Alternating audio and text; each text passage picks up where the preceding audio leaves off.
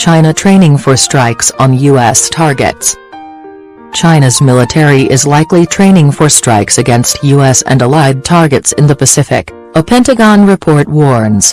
The annual report to Congress says China is increasing its ability to send bomber planes further afield. The report highlights its increasing military capability, including defense spending estimated at $190 billion, £150 billion, a third that of the U.S. China has not yet commented on the report. Over the last 3 years, the PLA, People's Liberation Army, has rapidly expanded its overwater bomber operating areas, gaining experience in critical maritime regions and likely training for strikes against U.S. and allied targets, the report says. It goes on to say it is not clear what China is trying to prove by such flights. The People's Liberation Army may demonstrate the capability to strike U.S. and allied forces and military bases in the western Pacific Ocean, including Guam, the report adds. China, it says, is transforming its ground forces to fight and win.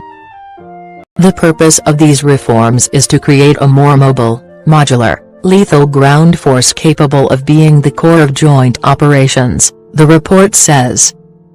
The document also warns that China is likely preparing for a contingency to unify Taiwan with China by force. Should the United States intervene, China would try to delay effective intervention and seek victory in a high-intensity, limited war of short duration, the report warns. China sees Taiwan as a renegade province, while the U.S. backs its independence. Though the U.S. and China have contact between military officials to diffuse tensions, the report comes at a time of continuing friction. The U.S. regularly seeks to demonstrate freedom of navigation with flights over the South China Sea, much of which is claimed by China, and a number of other nations. China has been expanding what appear to be military facilities on islands in the South China Sea and has landed bombers on the outposts during training exercises. The U.S. also continues to maintain a substantial military presence in Japan. Despite tensions, in June, James Mattis became the first U.S. Defense Secretary to visit China since 2014.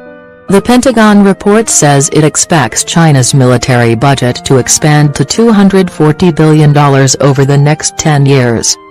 It also highlights China's growing space program despite its public stance against the militarization of space. Tensions also continue in the non-military sphere.